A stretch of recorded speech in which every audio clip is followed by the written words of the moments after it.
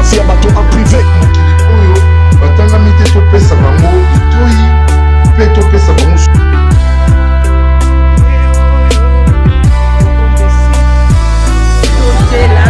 na papa na pasi bino mbote na kumbo na Yesu.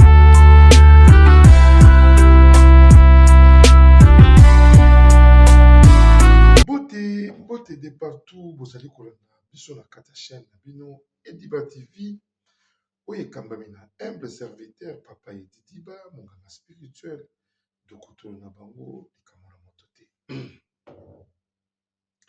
lelo naye kopesa bino masese ya bokabwani ya 2025 po tokota na 2026.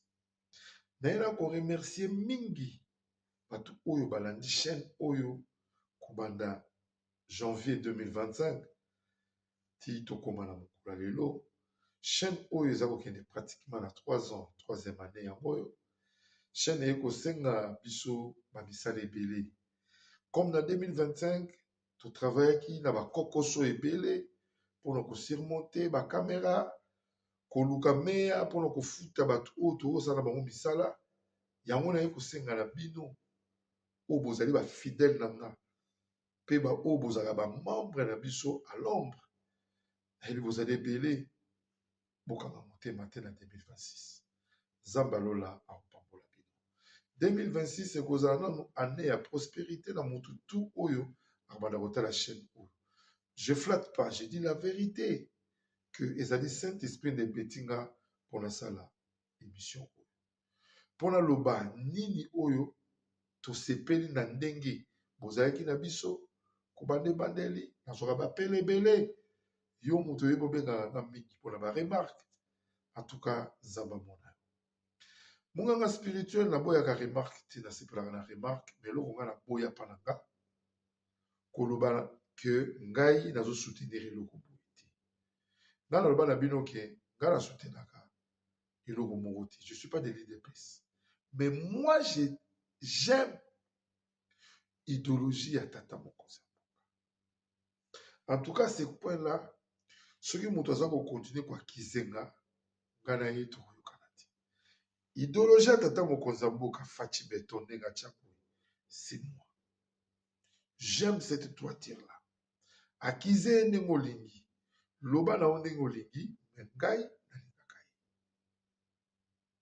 soki mpe naloba likambo moko boye na courant ya nde mobimba kobanda janvier ti tokóma lelo le 28 décembre 2025 je m'excuse na ba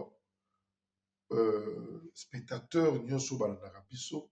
Je m'excuse soki naloba eloko moko ekimisa motu moko azalaki abone na nga alongwa nakosenga epai yo kolanda émission oyo zonga nakosenga na moto bazalaka na ye moko bazala kolanda émission na nga abidi regarde moi ce type là yebisa ete type yango asengaki parole ya biso nga eza na bato mosusu mpe na bacommentaire tokomana na bango mabe tobendana mpe tobima mpe toya mpe ntina bapele boeskize biso eza mosala toza kaka te mpo biso tondima ngo biso tozoloba eza te bongo mais eza que si vous pouvez faire des remarques chez les aguinants trop jeunes les appelés trop moqués alors on peut toujours accepter mais toza na équipe mobimba elandelaka makambo ebele yango naye kosenga ba merci mingi na baoyo banda soko bana janvier ti lelo nde tokota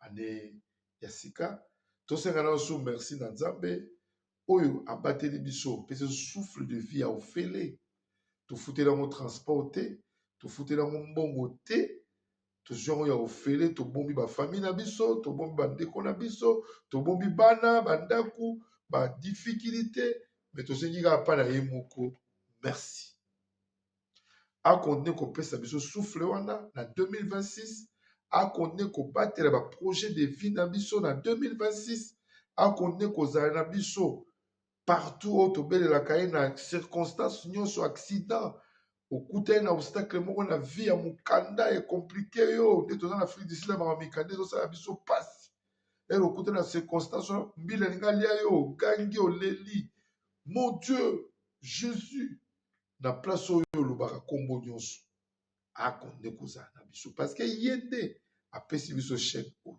ye nde apesi ngai bwanya oyo, ye nde asali ngai mpo nazala lolenge oyo, écriture nouveau ya kozala lelo un certain Diba qui prêche la parole de Dieu. J'aime ça.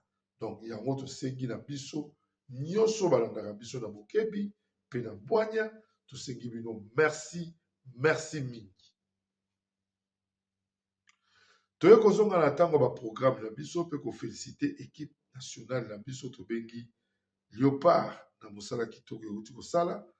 Alors tokozona spot publicitaire moke ya hôpital na biso monene Misunga ebongo tozonga na kati ya bosololi ensemble biso na bino. Allô? Allô, Masasi? Ya Masasi? Boni mama kuna na homme de veillard Misunga. Naza déjà na Misunga homme de veillard. Omoni tant maman afika église. Allô, naoki bien te. Tant bazo sengo mbongo, yo tindi mbongo, bango balie basonge bakati basonge bamemele ba dispensaire à mike. Eza sunde ngona te mama. Mena poto na Kishasa la même chose. Et loko zo sepelisanga. Banda mama koma na Misunga homme de veillard. Kotali mama. O mama zongi lokola bébé, bazo zo soya mama. Oh, mais là somoni mama zongi chengi. Maman Zolia 3 fois Tongo Medi Popo Debo nanga elo musu sepeli singai Misunga homme de veillard Webi ba webi ke Bana courant so kata Soka sarika manœuvre Pano ya di Tan Bana lumière 24 heures sur 24 heures. Et puis connexion internet et vanda. Et puis soki mama ayoki mal à l'aise ou bien mutu pasi nzoto dérangé kaka na mutu na place à la liwana a fini bouton rouge. Docteur Mbango ataka tu pourquoi homme de veillard Misunga eza na kati ya clinique Misunga. Donc so effectivement on a regretté. Ah ouais, tu sais bien Wazali ba minganga bazo sala mama contrôle chaque semaine. Mais azala kuna Abela te bazo sala examen. en tout cas, ya Masasi emoneli penanga na pemi bana mama comme na homme de veillard Misunga. Emoneli na misu te. Emonani bambongo na opinda ya pampa bana. C'est fini tout ça. Mongoli yango lisusu te. Homme de veillard Misunga. Ngana bango rendez-vous quand la fin du mois. Na pemi. Non, si tu as lia tranquille, ba médecin 24 heures sur 24 heures. A continuer kunanga na pesa ka mbongo na fin du mois. Yebisa bango na changer comment na komi li batimi sona. Babe. Bayimboka tozongi toujours tobangi totali biso so publicitaire Misunga. Tozongi pour na ko expliquer peuple de Dieu pe ko senga no merci. Na ndenge Léopard azali ko se qualifier na ba match no so sa ko beta. Biso bayimboka congolais tozana bulu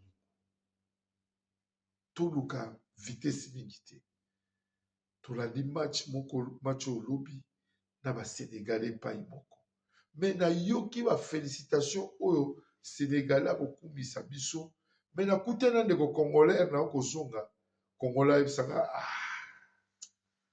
vraiment le Congo na vai natali eti na oui c'est ça na bi c'est ça les congolais à comprendre que dans le c'est ça être un Congolais, c'est ça vraiment. Moi, j'étais avec les Sénégalais ensemble, tout le match. Mais dans mon Sénégalais, mon côté, il faut déclarer, à Koumisi Koutou, même ne bête la Congolais, Azo s'accuser dans Bango, qui va bongisa. Mais yo, le Koumisi, même bête, parce que Bango va kizete. Parce que les Sénégalais vont balayer à Soumakasite, t'as la Congo, pas ya Wouti, t'as pas ya Kobi. Yango ezolakisa même pouvoir ya tata mokonzi ya mboka amour du prochain na bato oyo bajoueur oyo bakosala mosala kitoko pana biso. Pourquoi aotya bango à l'aise akozwa na équipe technique mobimba yango tolobi ke bato nyonso na baplateforme na bango ozalaka na orchestre ozalaka na chaîne na yo ozalaka na eloko nyonso tiaka nzambe liboso mpe linga yango kumisa yango natalaka chaîne moko ya barwandais eza mpe ka chaîne ya YouTube na kotanga kumbongo te mais chaîne wana eza na babone ebele koleka bachaîne na biso mingi bana plus de 1,800,000 abonnés. Mais la tête na kati ya chaîne wana namoni bakongolais mpe bahali Pe baloba pe na Kinyarwanda na Swahili na mituni nga moko. Siko pona kota ina mission moko eleke. Natalia ngai siko batuyo bakota kuna pona sabona na bulli. Yango na bino ye Congolais tolinga. To soutenir œuvre nyonso ya mwana nyonso ya mboka Congolais. Denga za na œuvre na ngabo. To soutenir yango po epesa biso force. Pour lobby oyo bino bokoluka bokozwa pa monganga spirituel facilement. Bayimboka mpona kosukisa toana ba programme oyo na 2026 tokozala na plateau monene tokoluka plateau kitoko ya monene mpona banda koyamba bafamille en problème. Bato bozoyoka akufelaki ndeko baliesaki kindoki toana besoin siko tozwa plateau ya monene mpo bino nyonso bomonaka ke ces gens-là sont là. On discute avec eux, une botala biso. Ya liboso, ya mibale Diba TV et qui na programme à monene na le salamate na kati Afrique du Sud. Ya bobalisi to benyamo cœur en connexion. Monganga spirituel azako balisa, tout ça la basela nzambe, o bakozala wala quand je dis que chez nous on va faire le mariage. Donc oye, oluki molongani na yo, eza lokola G, eza lokola rire. Et alors qu'on l'aventure de la réalité. Aujourd'hui, il y a molongani zamba kopapola. Dakati ya Diba TV, mwana Congo, pe Diba TV, mwana mboka Congo. Alors, na ekotika mbote, na ba o nyonso bazalaki na ngai kobanda. Janvier, ti lelo. Ba soutenir nga, na ba conseil, ba appel, ko partager émission, ko landa. Zambalola Molabino, na pesi mbote, na président Dove, Menama, Moussala Kitoko Sali, na katechem Oyo, na pesi mbote, na Fiston Kabwena, Simple Soumbere, Donka Premier, Eric Senda, Kotama Mama, na Orneli, Orneli, moninga ya Maman National, Yemoko Patricia Motema ya Papa Edi Diba, Lucifika, na pesi Mam National, Petite Sœur Propre, Sabrina Mboya, Mukolo Basalon na kata Jobo, na pesi Mbote, Mama Landu, Mama Lidi, Mama Olga Diba, na ndeko nyonso ya etonga epai o wapi, ngana kenda kuyingela, kusambela, kutatola mone na kolo, na pesi bino nyonso Mbote. 2026 ezala année de prospérité, pour na yo muto kotalanga 2026 ezala année de réussite petola malamu na monoko na yo. Quand tu dis rien que malamu na monoko na yo Zambe ayokaka yo, mais soko za kotatola mabe na monoko na yo okokota na 2026 na malédiction. 2025 na seba to bozo bafungola mingi basabriaki basaki kombati, mais boya siko ba bondiso na 2026 côte avec rigueur, côte avec force. Dieu en ton Dieu, je veux la victoire. Je veux la victoire, rien que la victoire d'année 2026. Je salue mes papas spirituels. Là, vous êtes, na pesibino, beauté, Zabalola, Azanabino. Papa Moïse, Makoma, Papa Moïse, Kisebwe, prophète Pacho Botuta. Na pesibino, beauté, et pas Ibozali, Zabalola, Abona. Tout le monde a dit mon lobby, ce qui est sous Massia à son guide. Et c'est un message très fort. Il y a 2025 pour tout compte en 2026.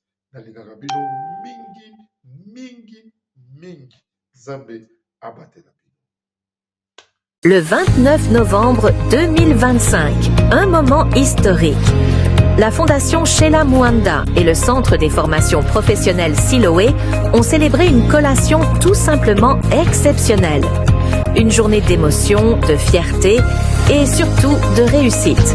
Les apprenants en esthétique, coupe and couture et auto-école ont reçu leur certificat après des mois de travail intense. Ils ont présenté leur talent, leur création et leur incroyable détermination à construire un avenir meilleur. Grâce à un encadrement sérieux et des formations profondément pratiques, le Centre Siloé continue de transformer des vies, de révéler des talents et d'ouvrir les portes de nouvelles opportunités. La collation 2025 en est la preuve. Siloé forme, Siloé encadre, Siloé élève vers l'excellence.